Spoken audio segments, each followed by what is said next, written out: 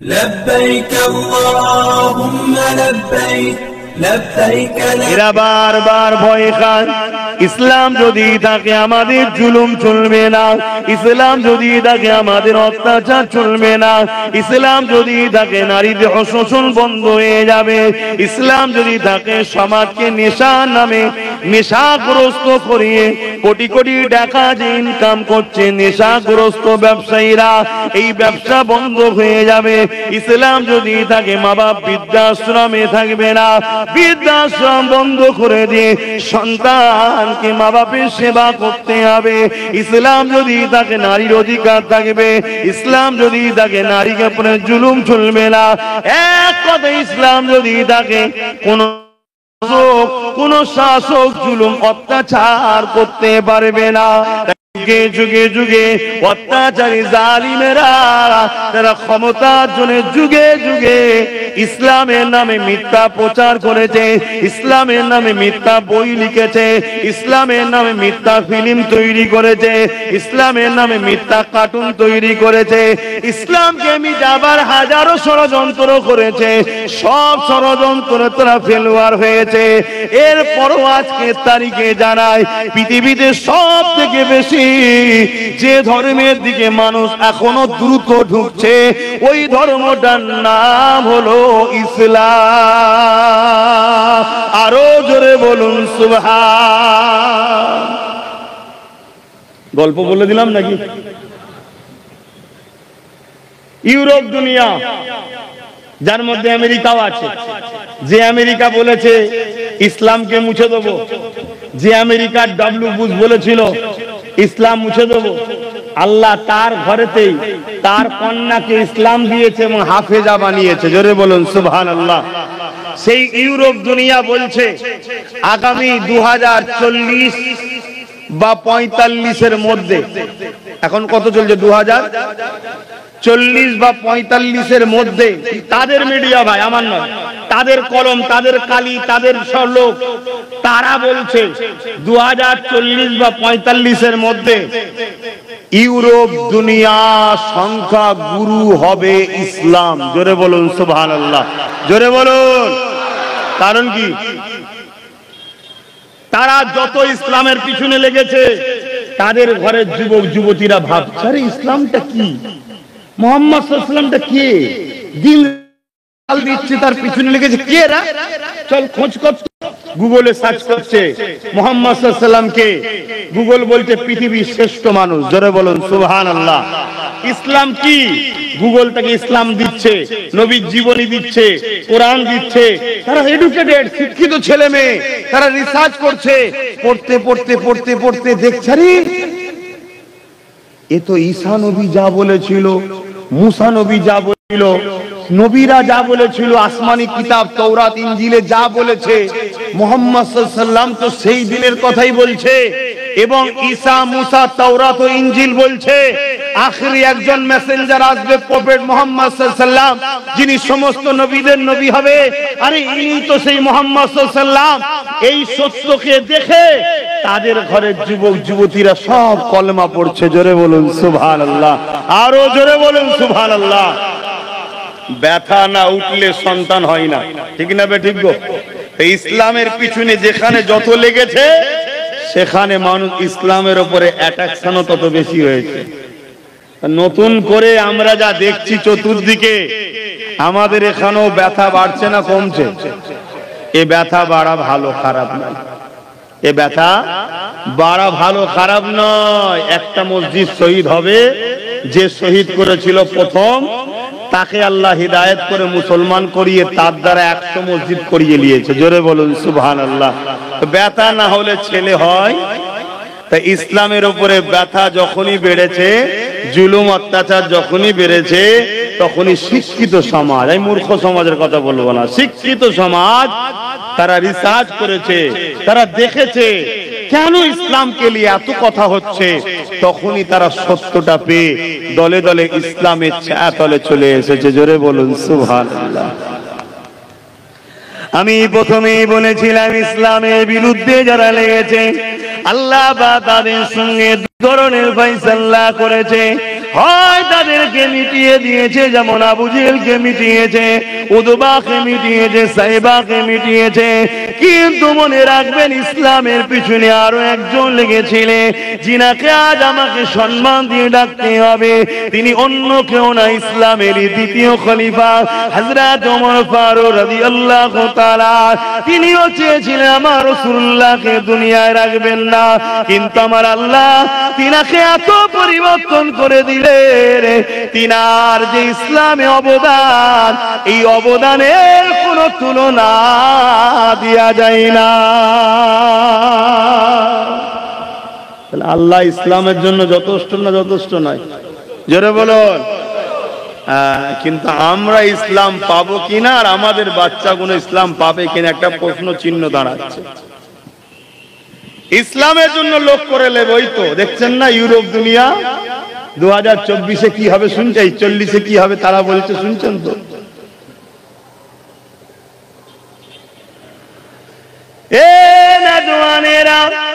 পৃথিবী বিখ্যাত ইসলামের দুশ্মন ছিল আবু জেহেল। এই আবু জেহেল চেয়েছিল ইসলামকে মুছে দেবে, আমার রাসূলুল্লাহকে শহীদ করে দেবে। কিন্তু আমার আল্লাহ আবু জেহেলের ছেলে ইকরামা, তাকে হিদায়াত করে দিয়ে ঈমানের নূরে কলেমা পড়িয়ে ইসলামের গোলামি করিয়ে দিয়েছে। শুনছেন? দেখুন না ইতিহাস।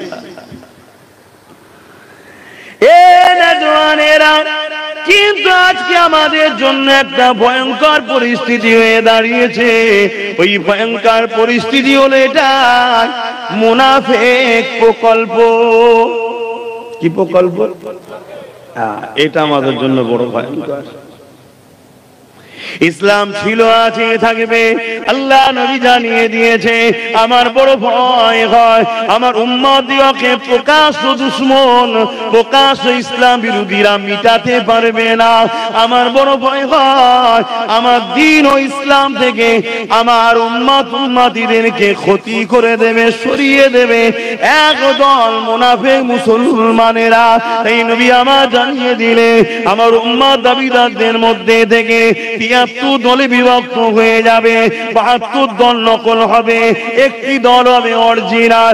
৭২ দলেই দাঁড়িয়ে থাকবে, নামাজ থাকবে, রোজা থাকবে, হজ থাকবে, কোরআন তেলাওয়াত থাকবে, ইলম থাকবে, আলেম থাকবে।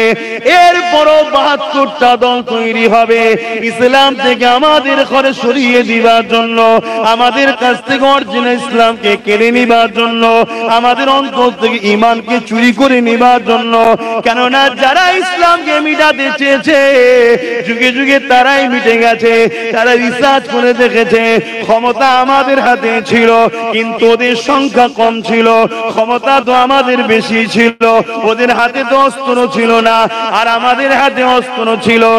এরপরও মুসলমানদের কাছে যুগে যুগে আমরা কেন হেরেছি, তারা রিসার্চ করে দেখতে লেগেছে মুসলমানদের হৃদয়ের মধ্যে ওই সবুজ গম্বুজলার প্রেম ভালোবাসা, যেটা এমন ঈমানের পাওয়ার, এই পাওয়ারের কাছে পৃথিবীর কোন ক্ষমতা কখনো টিকে থাকতে পারে না। এ যুবকেরা, তরুণেরা, বাবেরা, তাই তারা কোটি কোটি টাকা খরচ করছে, কোটি কোটি ডলার টাকা খরচ করছে। এই খরচ করে তোমার আমার অন্তর থেকে আল্লাহ নবীর প্রেমকে বার করার, আল্লাহ নবীর আদবকে বার করার, যেটা হলো তোমার আমার পাওয়ার, যেটা তোমার আমার বেঁচে থাকার পাওয়ার, যেটা তোমার আমার জান্নাতে যাবার জন্য ভিসা বা সার্টিফিকেট। এই ঈমানটাকে বার করে নিচ্ছে। কারণ ঈমান যদি বেরিয়ে যায়, কোটি কোটি মুসলমান থাকার পরও এরা কোনো কাজ দিতে পারবে না, এরা কখনো কামিয়াবি হতে পারবে না। তাই রাসূল আমার বলে গেলে আমার উম্মতদিগকে প্রকাশ্য দুশমনেরা মিটাতে পারবে না। আমার বড় ভয় হয় একদল ছদ্মবেশী আলেম উলামা, যারা এমন করে দাঁড়িয়ে টুপি, কোরআন, হাদিস, দ্বীনের জ্ঞান শিখে তারা দুনিয়ার জালিমদের অর্থ নিয়ে আমার উম্মতকে গুমরাহ করে দেবে, আমার উম্মতকে ভুল রাস্তায় চেয়ে যাবে, আমার উম্মতকে মূল ইসলাম থেকে সরিয়ে দেবে, আমার উম্মতের অন্তর থেকে ঈমানকে বার করে নেবে। আমার উম্মত যখন ঈমান চলে যাবে, আমার উম্মতের যখন ঈমান দুর্বল হয়ে যাবে, আমার উম্মত দুনিয়ার লোভ লালসায় পড়ে যাবে, আমার উম্মত আল্লাহকে না ভয় করে দুনিয়ার জালিম অত্যাচারী শাসকদেরকে ভয় করবে। এই সময় আমার উম্মত প্রচুর মার খাবে। শুনছেন? আমরা এখন মার খাচ্ছি না খাইনি? নবী পাকের কথা মিলছে তো? আমার নবী যা বলেছে একটাও কি মিথ্যা হয়েছে? সব হুবহু মিলছে না মেলেনে? তাহলে নবীর এই কথাটা আপনাদেরকে মাথায় রাখতে হবে না হবে না যে ৭২টা ৭৩টা দল হবে, ৭২ জাহান্নামী হবে, একটা জান্নাতি হবে? নবী বললেন ৭৩টা দল হবে, ৭২ দলেই কোরআন থাকবে, হাদিস থাকবে, নামাজ থাকবে, রোজা থাকবে, দিন থাকবে, সব থাকবে, ইলম অর্জন করবে, সত্যিকারেরই আলেম হবে, কিতাবী আলেমই হবে। অস্বীকার করছি না, কারণ নবী বলেছে ইলম থাকবে। কিন্তু দুনিয়ার তাগুদি শক্তি, অত্যাচারী জালিমদের অর্থ নিয়ে তারা নামাজ দেখিয়ে, দাড়ি দেখিয়ে, টুপি দেখিয়ে, মসজিদ দেখিয়ে, মাদ্রাসা দেখিয়ে, কোরআন দেখিয়ে, হাদিস দেখিয়ে আমার উম্মতের ঈমানকে লুটবে, আমার উম্মতকে দুর্বল করে দেবে, আমার উম্মতকে ধ্বংসের দিকে ঠেলে দেবে। নবীর এই কথাটা মাথায় রাখা দরকার আছে না? আর এটা সমাজে ঘটছে না, ঘটে না? বাবেরা, নওজোয়ান তরুণেরা, আজ আমি আপনি রাসূলুল্লাহকে ইয়া রাসূলুল্লাহ বলে ডাকবো। এই জায়গায় হাজারো ফতোয়া শুরু হয়ে যায়, এদিকে নবীর দ্বীনকে মিটিয়ে দেওয়া ষড়যন্ত্র হচ্ছে, সেই জায়গাতে কোনো তাদের মুখে কথা নাই। আজ দুনিয়ার জমিনে আমাদেরকে চিনতে হবে, এ যুবকেরা, তরুণেরা, বাপেরা, আজ যদি আমরা বাঁচতে চাই, আজ যদি আমরা ঈমান নিয়ে মরতে চাই, আজ যদি দুনিয়ায় আমাদের বাচ্চাগুলোকে দ্বীন দিয়ে যেতে চায়, আর যদি আমাদের বাচ্চারা মাথা তুলে ইজ্জতের রুটি খাক এটা যদি চায়, তাহলে মনে রাখবেন আমার রাসূলুল্লাহকে একমাত্র লিডার বলে মানতে হবে। কেন কোরআনে আল্লাহ জানিয়ে দিয়েছে, লাকাদ কানা লাকুম ফি রাসূলিল্লাহি উসওয়াতুন হাসানাহ। এ দুনিয়ার মানুষেরা, আমি আল্লাহ তোমাদের জন্য আমার রাসূলকে মডেল করে পাঠিয়েছি। ধর্মনীতি করবে আমার নবীকে দেখো, নামাজ পড়বে আমার নবীকে দেখো, রোজা রাখবে আমার নবীকে দেখো, হজ করবে আমার নবীকে দেখো, দান করবে আমার নবীকে দেখো, যাকাত দেবে আমার নবীকে দেখো, কন্যার বিয়ে দেবে আমার নবীকে দেখো। এ দুনিয়ার মানুষেরা, তোমাদের ধর্মনীতি আমার রাসূল হবে মডেল, অন্য কেউ নয়। আব্বাস সিদ্দিকও মডেল নয়, কোন পীর পীরজাদা মুফতি মাওলানা কেউ মডেল নয়। মডেল একটাই মাত্র, মুহাম্মদ রাসূলুল্লাহ। মুহাম্মদ নবী যেভাবে ধর্ম করেছে ওইভাবে ধর্ম করতে হবে। তোমাদের সমাজনীতি কেমন হবে, সমাজের মানুষের সঙ্গে কিভাবে বসবে, অর্থনীতি কিভাবে হবে, ব্যবসা কারবার কিভাবে করবে, সবটা আমার রাসূলুল্লাহকে দেখো। হাতটাকে মন দিয়ে শোনো উম্মাত, উম্মাত, উম্মাত শোনো।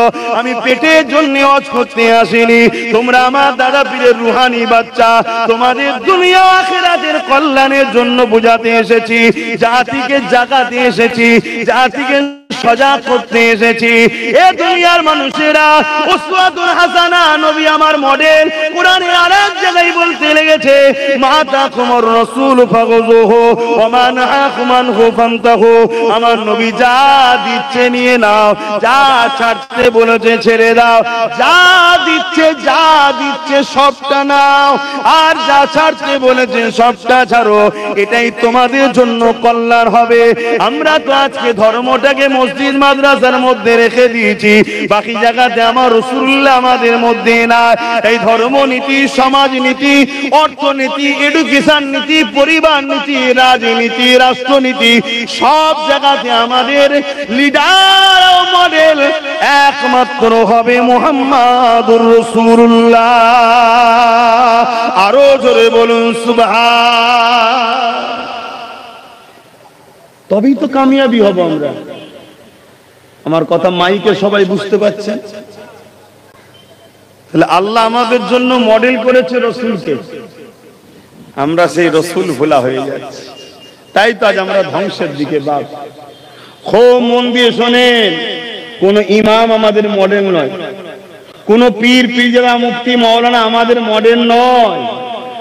আমরা ইমামকে সম্মান করি, পীর পীরজাদা আলেম মুফতিকে সম্মান করি, ততক্ষণ পর্যন্ত করব যতক্ষণ ওই ইমাম মুফতি মাওলানা পীর পীরজাদা আমাদেরকে রসুল চিনাবে, রসুলের সঙ্গে জুড়বে, তাই তো নাকি?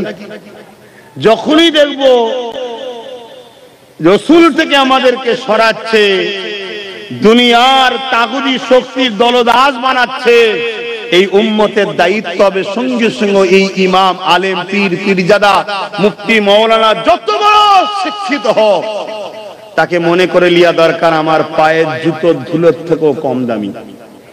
শুনছেন না শোনেন না? তবে উম্মত বাঁচবে।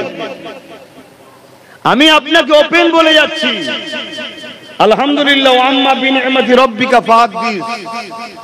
গত 10 বছর, 8 বছর, 9 বছর, 7 বছর, 3 বছর, 2 বছর আগে যা যা বলেছি, আলহামদুলিল্লাহ আজকে সেটা বাস্তবে আপনারা দেখতে পাচ্ছেন।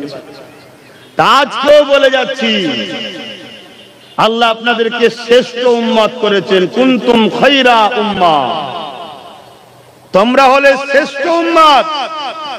শ্রেষ্ঠ উম্মত হয়ে যদি শ্রেষ্ঠ জায়গা ছেড়ে নিকৃষ্ট জায়গায় উঠা বসা করো, আল্লাহ তোমার থেকে শ্রেষ্ঠত্ব কিনে নেবে না, নেবে না। আমি পীরের ঘরের ছেলে, তাই তো নাকি? দাদা হুজুরের আওলাদ, তো মর্যাদা আছে না নাই? তো এই মর্যাদাটা দিয়েছে কে আমায়? তা আমি যদি আমার মর্যাদাটা মদের আড্ডায় বসি, গেঁজার আড্ডায় বসি, সিনেমা বসি, চায়ের দোকানে বসি, এই আমার আর মর্যাদা থাকবে? তোমাদেরকে আল্লাহ আদম নবীর আওলাদ শ্রেষ্ঠ উম্মত করেছে নবী মুহাম্মদ সাল্লাল্লাহু আলাইহি ওয়াসাল্লামের।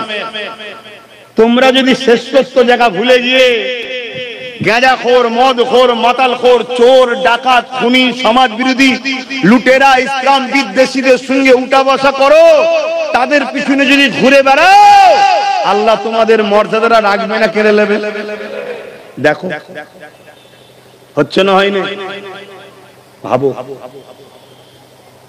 আমরা তো ধর্মটাকেই ভুল রাস্তায়, ভুল মূল স্রোত থেকেই বেরিয়ে চলে গেছি।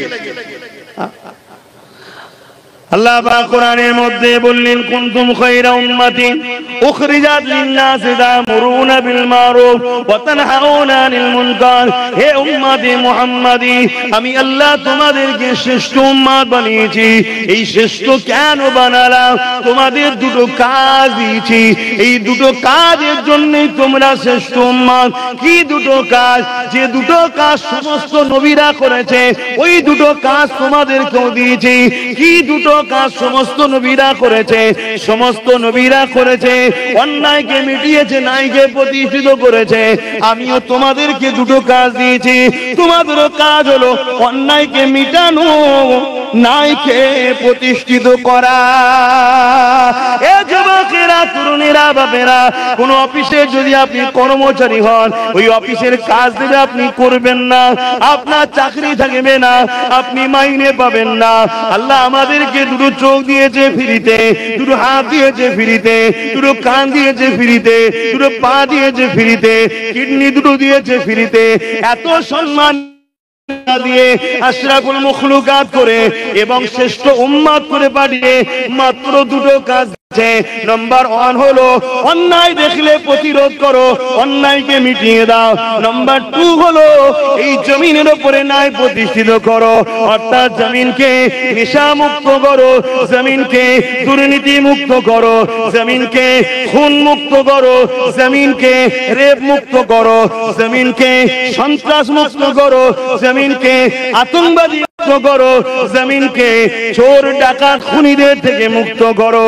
এই জমিনকে স্বচ্ছ জমিন বানাও, এই জমিনের এতিমকে হাসাও, এই জমিনের বিধবাকে হাসাও, এই জমিনের অসহায়কে হাসাও, এই জমিনের খোদার্থর পেটে খানার ব্যবস্থা করো, এই জমিনের পরনার কাপড় নেই, কাপড়ের ব্যবস্থা করো।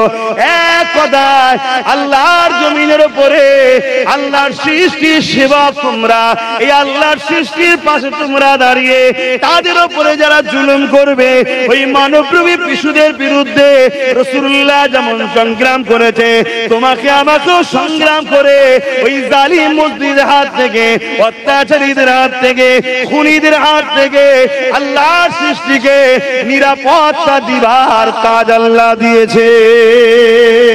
আরো জোরে বলুন সুবহান।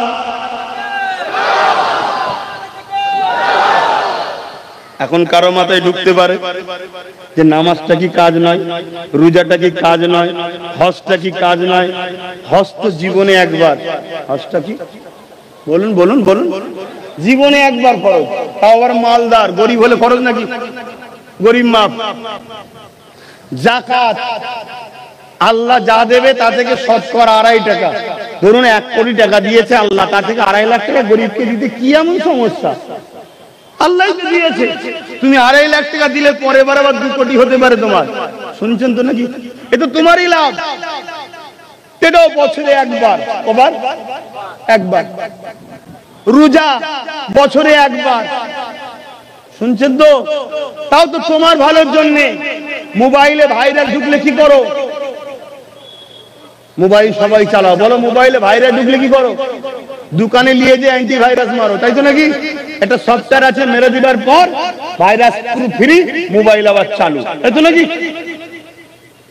আবার কখনো কখনো কোম্পানি দেয় আপডেটের জন্য, ভাইরাস টাইরাস ক্লিয়ার হয়ে নতুন নতুন সফটওয়্যার আছে, মোবাইল পুরো ফ্রি হয়ে যায়। তো রোজাটা হলো অ্যান্টিভাইরাস। 11 মাস খেয়েছেন, শরীরের মধ্যে অনেক জাম, কোষ, পোকা, নোংরা টুংরা ঢুকেছে, ওই ভাইরাস 1 মাসের ভাইরাস মিটাবার জন্য 1 মাস রোজা অ্যান্টিভাইরাস মারুন, সব কোষ টোষ, ক্যান্সারের যা সেল টেল নোংরা থাকে সব আল্লাহ মেরে দেয়। জোরে বলুন সুবহানাল্লাহ। ও তো বছরে একবার। আর কি কাজ আছে? নামাজ দিনে 5 বার, খুব বেশি বেশি ফজর, জোহর, আসর, মাগরিব গড় ধরছি। ফজরে 4 রাকাত, আসরেও 4 রাকাত। কথা বুঝে আসছে? এই গড় ধরে বলছি 50 থেকে 1 ঘন্টা। 1 ঘন্টা লাগবে, তো ডেলি কাজ 1 ঘন্টা। তাহলে বাকি কি করতে বলেছে আল্লাহ? বেকার। আর এগুলো সব ব্যক্তি জীবনের। নামাজ আমি বলছি আমার উপকার, আপনাদের উপকার নাকি? রোজা আমি রেখেছি আমার উপকার, আপনাদের উপকার। হজ আমি করেছি আমার উপকার, আপনাদের উপকার। যাকাত আমি দিয়েছি আমার টাকা বাড়বে, আপনাদের বাড়বে। এসব তো ব্যক্তি জীবনের। ইসলাম বলছে ব্যক্তি জীবনের কল্যাণের জন্য নামাজ, রোজা, হজ, যাকাত যেমন প্রয়োজন, এই সমাজকে বাঁচাবার জন্য আল্লাহ তোমাদেরকে খায়রুল উম্মাহ করেছে। এই সমাজে জুলুম বন্ধ করতে হবে, দুর্নীতি বন্ধ করতে হবে, চুরি বন্ধ করতে হবে, অত্যাচার বন্ধ করতে হবে, গরিবকে লুটা বন্ধ করতে হবে, এই সমাজে মদ বন্ধ করতে হবে। আজকে মদের কারণে 100টা যদি খুন হয় 80টা মদের কারণ, 100টা যদি অ্যাক্সিডেন্ট হয় 80টা মদের কারণ, 100টা যদি দুর্নীতি হয় 80টা মদের কারণ। ওই যে তিলোত্তমা বোনের রেপ হয়ে গেল, খুন হয়ে গেল, কি মর্মান্তিক হত্যা, এটা মদের কারণ। আজকে তুমি মুসলমান, নামাজ পড়ছো, নারী রাখছো, হজ করছো, সব করছো, আর ইসলাম বলছে মদ মুক্ত, নেশা মুক্ত সমাজ চাই, আর তুমি মাতাল সরকারের সাথ দিচ্ছ। তুমি বলছো আমি মুসলমান, তা আল্লাহ তোমাকে মারার জন্যই তো কেন্দ্রেই জালিমকে বসিয়েছে। কি আমার অজে কি অসুবিধে গেল? টাইট দেবে তো আল্লাহ। খোলো কোরআন শরীফ, দেখো না সূরা বাকারার মধ্যে আল্লাহ বলছে, সূরা বাকারার মধ্যে আল্লাহ বলছে, যখন তোমরা আমাকে আর আমার হাবিবকে ছেড়ে দিয়ে অন্যদের গুণ গাইবে, অন্যদের পিছনে থাকবে, আমি আল্লাহ যাদের পিছনে ঘুরবে তাদেরকেই শক্তিশালী করব, তাদের হাতে তোমাদেরকে মিটাবো। তাই কত সুন্দর সিস্টেম। কেন্দ্র সরকার যখন শক্তিশালী হচ্ছে না, হয় না, সে আইন করলো কি, জোর জবরদস্তি মসজিদ, মাদ্রাসা, কবরস্থান সব লে নেবো। এটাই তো সারাংশ রে বাবা, অত খুলে বলার সময় নেই। আর ঠিক এই সময় দেখুন, যাকে আপন মনে করেছিলাম তিনি কি বললেন? দিল্লি চলে যাও, কেউ যদি আন্দোলন করেছো সব থেকে বড় দুশমন আমি হব। খোদার মার দেখেছো কেমন? কেন খোদা বলেছে তোরা আমাকে আর আমার হাবিবকে ছেড়ে যাদের পিছনে ঘুরবি, যাদের অনুসরণ করবি, আমি তাদের হাতে তোদেরকে মিটাবো। দেখছেন না? ব্যাস অতএব বাপ এখনো সময় আছে, আমার ডিউটি, আমি আবার বললাম, আমি তোমাদেরকে বাঁচাবার চেষ্টা করে ওয়াজ করছি, পেটের জন্য ওয়াজ করিনি। পেটের জন্য ওয়াজ করলে আমার দুশমন থাকবে না, শুনছেন তো নাকি? আর এটাও তোমাদেরকে বলে যায়, হাক্কানি আলেম চিনার, আমি নিজেকে অহংকার করছি না, নাউজুবিল্লাহ, হকের পক্ষে আল্লাহ রেখেছে আলহামদুলিল্লাহ। হকবাদী আলেম, হকের পক্ষে আলেম, হাক্কানি আলেম চিনার একটা নমুনা আপনাদের বলে যাচ্ছি। হাক্কানি বা হক দলের পক্ষের আলেমের নমুনা হলো যুগের জালিম শাসক তার বিরুদ্ধে থাকবে। শুনছেন না? শুনুন, যুগের জালিম শাসক তার কি হবে? বিরুদ্ধে থাকবে। আর যুগের যদি জালিম শাসক তার পক্ষে থাকে, জানবেন এ 2 নম্বর। শুনছেন না? শুনেন না? মাইকে মুখ দিয়ে বলছি, কোন মায়ের লাল ঠাকুরকে বসো, এ কওমের সঙ্গে গদ্দারি করেছে একদল উলামারা, এ কওমকে একদল উলামারা ধ্বংস করে দিয়েছে। তাই তো রাসূল বললেন, আখিরি জামানায় মসজিদ ভর্তি নামাজি থাকবে, একটা ইমানদার থাকবে না। তুই নামাজ পড়ে কি করবি যে নামাজে ইমান নেই? শুনছেন না? শোনেন না? 80 বছর নামাজ পড়লেন, মরার পরে দেখছেন জাহান্নামের দরজার প্রথম কাতারে। কি ব্যাপার? ফেরেশতা 80 বছর নামাজ পড়েছি, এখানে কেন? ফেরেশতা বলবে, তোর তো ইমানই নেই, 80 বছর পরে আর কি করবি, যা জাহান্নামে যা। তো নবী বলছেন, আজ মসজিদ ভর্তি লোক থাকবে। শুনছেন তো সবাই? অসুবিধা হচ্ছে নাকি? কি করি, আমি রোজ বলি, আল্লাহ মহব্বতের 2 কথা বলে চলে এলে হয়নি, আর না হয় অন্য কোনো ধান্দা পানির লাইন করে দাও না, খোদাই সে 10 রাতে ছেড়ে দিই, ব্যবসাটা যদি ভালো থাকে ইসা লাইন ছেড়ে দিই, যা ব্যবসা করে খাই। আর এ তো বসে পড়েছি নবীর মেম্বারে, আর আল্লাহ রসুল ছাড়া অন্যের পক্ষে যদি কথা বলতে যায়, কেউ না বুঝুক, কে বুঝছে? আয় শয়তানে দিকায়, এবারে মরণ হয়েছে তোর এই দিকায়, ধরবে না? এই এক জ্বালা, এখানে তোমায় খুশি করতে গেলে ওখানে মার খেতে যাবে, আর ওখানটা মার খাতে বাঁচতে গেলে তোমরা রেগে যাচ্ছে। একটু কষ্ট করে লাও, যদি মানতেই পারো মানো, না মানতেই ফেলে দেবে, মিটে যাবে রে বাবা। কত লোক তোমার কথা শোনে না, 10 বিটা চলে যাবে।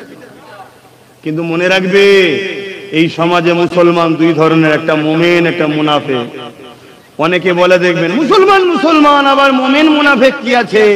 এ চারাক গাদ্দার। শুনছেন না? বাঁচার চেষ্টা করছে।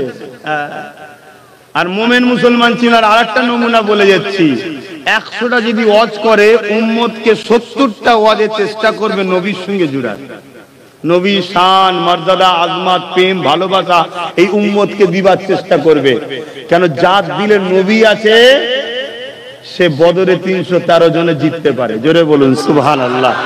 যার দিলে নবী আছে, হিন্দুস্তানে 1 মঈনুদ্দিন হওয়ার পরেও জিততে পারে। জোরে বলুন সুবহানাল্লাহ। যার দিলে নবী আছে, সে হতভাগা মুগলে আজম বাদশার বিরুদ্ধে একা মুজাদ্দিদ আল-ফিসানি জিততে পারে। জোরে বলুন সুবহানাল্লাহ। আর যার দিলে নবী নেই, আজকে 250 কোটি মার খেয়ে ছাই হয়ে যাচ্ছে। 250 কোটি আমরা যেদিকেই তাকাচ্ছি মার খাচ্ছি, যেদিকেই তাকাচ্ছি মার খাচ্ছি, যেদিকেই তাকাচ্ছি মার খাচ্ছি। এর কারণ কি? আমাদের হয়তো দিলে নবী আছে, কিন্তু আমরা ভুল করেছি, আমাদের নেতা বানিয়েছি মুনাফিককে। আমাদের নেতা বানিয়েছি কাকে? মুনাফিক মুসলমানকে বা বেঈমানকে নেতা বানিয়েছি। তাই আজকে আমরা মার খাচ্ছি। কেন? অনেক সময় বরকত, ইমামের ওসিলাতেও বরকত হয়। নেতা মানেও তো ইমাম তো নাকি বাবা, তার একটা বরকত থাকে। আমাদের কার উপরে বরকত হবে বলবেন তো? কি হচ্ছে সমাজে? আল্লাহ নবী বললেন, আখিরি জামানায় হাতের তালুতে আগুন রাখার থেকেও ইমান বাঁচানো কষ্টকর বেশি হবে। এখানে কোন মায়ের এক লাল আছে বলতে পারবেন, এই যে রান্নার তারপরে হচ্ছে কি, এক টুকরো আংড়া লিয়ে আইন, একটু হাতে কারো দিয়ে দেখি কে রাখতে পারে? কেউ রাখতে পারবেন? জোরে বলুন। আল্লাহ নবী বলছে, এর থেকেও কঠিন হলো ইমান বাঁচানো। এটা সেই সময় আমি তো খুব চিন্তা করে দেখেছি, হুজুর এই কথা বললো কেন? হুজুর এই কথা বললো কেন? বলছে পশ্চিম বাংলায় 40% মুসলমান। পশ্চিমবাংলা কত পার্সেন্ট? জোরে বলুন। লোক বলবে অনেক কিছু, শুনে রেখে দাও। ওসব অনেক কল আছে, অনেক কল আছে। ফট করে যদি যখন চেয়ে বসে, যে ঠিক আছে প্রথম কি বলে চেয়ারটা তোমার থাক, দ্বিতীয় চেয়ারটা আমাদের থাক, কেন আমরা তো 40%, ওই জন্য কমিয়ে রাখা হয়। আমি ওইদিকে যাচ্ছি না, কিন্তু আমি বলতে চাইছি 40% মুসলমান, তাই তো নাকি? আজকে আপনারা শুনেছেন কি জানি না, আজকে শুনেছেন কি জানি না, মাদ্রাসা শিক্ষা বোর্ডের মধ্যে শুনেছেন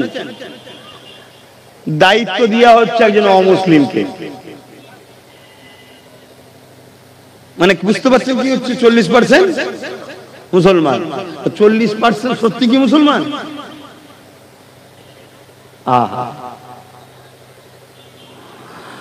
আল্লাহ নবী কেন বললেন আখিরি জামানায় হাতে তালুতে আগুন রাখার থেকে ঈমান বাঁচানো বড় কষ্ট হবে? আল্লাহ ভালো জানে, নবী ভালো জানে, তবে আমার ক্ষুদ্র এলে ক্ষুদ্র জ্ঞানে আমি কিছুটা অনুভব করতে পেরেছি। আল্লাহ নবী বলতে লাগলেন, অন্যায় দেখলে হাত দিয়ে রোখো। একটু সারা দেবেন ভাই। অন্যায় দেখলে হাত দিয়ে রোখো। অন্যায় দেখলে যদি হাত দিয়ে রুখতে না পারো, মুখ দিয়ে অন্যায়ের প্রতিবাদ করো। মুখে যদি করতে না পারো, অন্যায়কে ঘৃণা করো। যদি এই তিনটের মধ্যে কোনোটা না থাকে, আল্লাহ নবী বলছে তার মধ্যে ঈমান নাই। বড় মাদ্রাসা বোর্ডে এক মুসলিমকে দিয়েছে যে ইসলাম সম্বন্ধে জানে না। এটা নাই না অন্যায়? এটা ইসলামের ক্ষতি করার মতো অন্যায়। এই অন্যায়কে তোমাকে হাত দিয়ে রুখতে হবে। যদি হাতে ক্ষমতা না থাকে, মুখ দিয়ে প্রতিবাদ করতে হবে। যদি মুখেও ক্ষমতা না থাকে, যারা এই অন্যায় করেছে ঘৃণা করে দূরে সরে যেতে হবে। যদি এই তিনটের মধ্যে কোনোটা না থাকে, ওই মুসলমানের মধ্যে ঈমান নাই। এবার বলো মুসলমান আছে কোথায়? আমি ওয়াজ করবো নাকি আর করবো? আমি ওয়াজ করলে এর সব ওয়াজ হবে বাপ। কেন? ওয়াজ আলাদা জিনিস, আওয়াজ আলাদা জিনিস। আওয়াজ এখন বাপরে বাপ, ভ্যান চালাতো হঠাৎ করে জুব্বা টুব্বা লাগিয়ে মাথায় টুপি দিয়ে বেসে গেছে,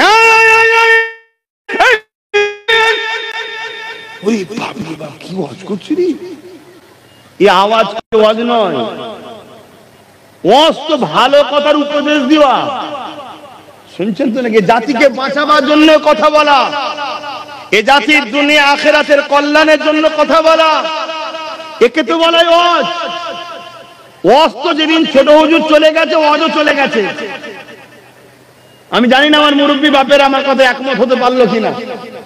ছোট হুজুর ছিলেন হক কথা বলনে ওয়ালা। বাপ রে বাপ, বাপ রে বাপ, কাউকে চিনতেন না বাপের বেটা।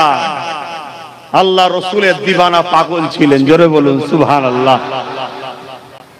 এটা হলো ওয়াজ। তরুণেরা, হক কথা বলতে হবে। অন্যায়ের বিরুদ্ধে তোমাকে হাত দিয়ে লড়তে হবে। যদি হাতে রুখতে না পারো, মুখ দিয়ে প্রতিবাদ করতে হবে। যদি মুখে না পারো, অন্তর দিয়ে ঘৃণা করতে হবে। যদি এই তিনটের মধ্যে কোনো বৈশিষ্ট্য তোমার মধ্যে না থাকে, আল্লাহ নবী জানিয়ে দিলে তার মধ্যে ঈমান বলে কিছু নাই। হতে পারে সে নামাজি, হতে পারে সে দাড়িওয়ালা, হতে পারে সে টুপিওয়ালা, হতে পারে সে বক্তা সাহেব, হতে পারে সে মুফতি সাহেব, হতে পারে সে 100 মাদ্রাসা করেছে, হতে পারে সে 1000 মসজিদ করেছে, হতে পারে সে অনেক দান খায়রাত করে, কিন্তু রাসূলুল্লাহ হাদিস অনুযায়ী তার মধ্যে ঈমান বলে কিছু নাই।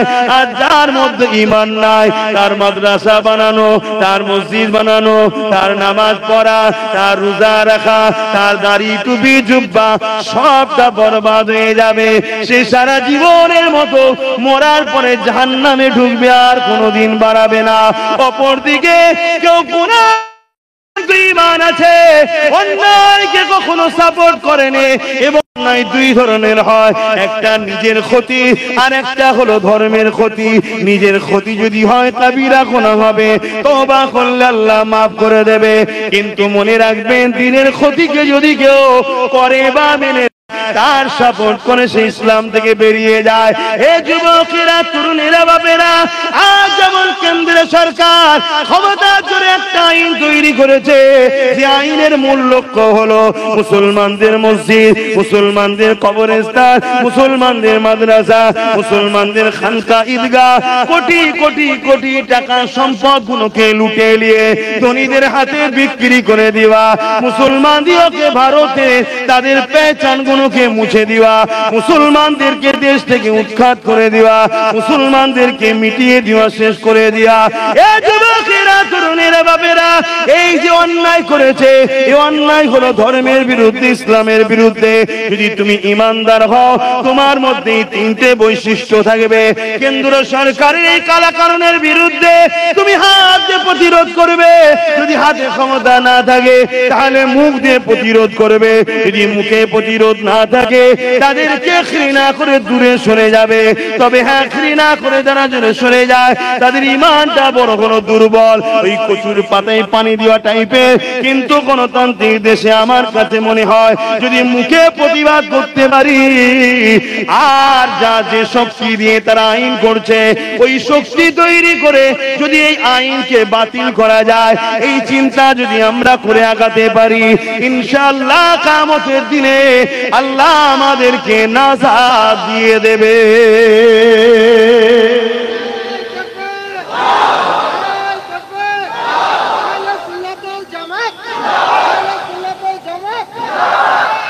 আল্লাহ। তাহলে কেন্দ্র সরকার যেটা করেছে জুলুম না জুলুম নয়, অন্যায় না অন্যায় নয়? তো অন্যায় দেখলে, যেটা ইসলামের ক্ষতির অন্যায় হয়, সেই অন্যায় দেখলে কি করতে হবে? তিনটে। এই তিনটের মধ্যে কোনোটা না থাকে তার মধ্যে ঈমান। জোরে বলো। আচ্ছা, মসজিদ কমিটি, মাদ্রাসা কমিটি, কবরস্থান, এই ধর্মীয় কমিটিতে অমুসলিমকে রাখা যায়, কিন্তু রাজ্য সরকার দুটো অমুসলিমকে ঢুকিয়েছে। শুনছেন না? শুনুন, ওয়াকফ কমিটিতে। এটা অন্যায় না অন্যায় না? যদি কোনো মুসলমান এর প্রতিবাদ হাত দিয়ে, মুখ দিয়ে বা অন্তর থেকে ঘৃণা না করে, তার মধ্যে ঈমান। একটু জোরে বললেন না কেন? জোরে বললেন না কেন? রাসূলুল্লাহর হাদিস শোনাচ্ছি, বাপের গল্প শোনাচ্ছি না। জয় আব্বাস সিদ্দিকীর বাপের কথা মানবো না, এরকম বলবেন নাকি? এটা আমার বাপের কথা। এক চুল পরিমাণ এই কথা শোনার পরে যদি একটু কেউ বলে কি করা যাবে, ও তো ঈমান প্রথমেই নেই, এটা বলার সাথে সাথে আবার কথা বুঝে আসছে না? না, তাহলে আজকে বলুন আমরা মার খাচ্ছি কেন? কথা বলছো না তো? তাহলে আমরা ভুলে আছি না? না, তাহলে পরিবর্তন হতে হবে না? আসুন, তওবা করুন, আল্লাহ পাকের কাছে কাঁদুন, তওবা করুন, ফিরে আসুন, আল্লাহ পাকের কাছে বলুন, আল্লাহ আমি জানতাম না, তাই অন্যায় করে ফেলেছি, আল্লাহ আজ জেনে গেছি, আর অন্যায় করব না, আল্লাহ আপনি ক্ষমা করে দিন। এই যুবকেরা, তরুণেরা, আমার আল্লাহ তো তিনি, যিনি পৃথিবীর রাজাকে খোড়া মশা দিয়ে মেরে দিয়েছে।